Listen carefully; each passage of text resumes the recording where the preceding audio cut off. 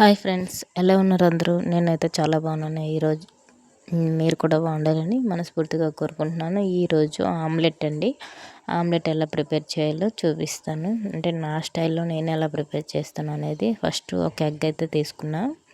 అంటే ఒక్కొక్కరికి ఒక్కొక్క ఎగ్ సపరేట్గా వేస్తున్నానండి. ఎందుకంటే పిల్లలు కారం గట్ట తినరు కదా, పచ్చిమిర్చి గట్ట వేస్తే మళ్ళీ వాళ్ళు తినరు. అందుకనేసి ఫస్ట్ ఎగ్ అయితే బాగా కలుపుకున్నాను. అందులో కొంచెం ఉల్లిపాయ ముక్కలు చిన్నగా కట్ చేసుకొని, నెక్స్ట్ ఇది ఉల్లికాడలు అంటాం కదండి, ఉల్లికాడలు చిన్న ముక్కలుగా కట్ చేశాను.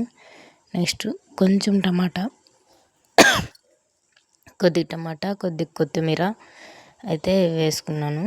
వేసుకొని బాగా మిక్స్ చేసుకొని దీంట్లోనే కొంచెం పింక్ సాల్ట్ అయితే వేసుకున్నాను. నెక్స్ట్ కొద్దిగా కారం, కొంచెం పసుపు, కొద్దిగా ధనియాల పొడి అయితే వేసుకుని బాగా మిక్స్ చేసుకుంటున్నానండి. బాగా మిక్స్ చేసుకొని నెక్స్ట్ ఇది అంతా కలిసే వరకు, అంటే కారం గట్ట కలవాలి కదా బాగా, అందువల్ల బాగా కలాలి కాబట్టి బాగా మిక్స్ చేసుకుంటున్నాను. కొద్దిగా పచ్చిమిర్చి కూడా వేసుకున్నాను, కొంచెం వేసుకున్నాను చూడండి. నెక్స్ట్ ఇదంతా బాగా కలుపుకొని గ్యాస్ మీద ప్యాన్ అయితే పెట్టుకున్నాను. ప్యాన్ పెట్టుకొని దాని మీద కొద్దిగా ఆయిల్ పోసుకొని నెక్స్ట్ ఆమ్లెట్ అయితే వేసుకుంటున్నానండి. కొంచెం ఆయిల్ పోసుకొని ఆమ్లెట్ అయితే వేస్తున్నాను.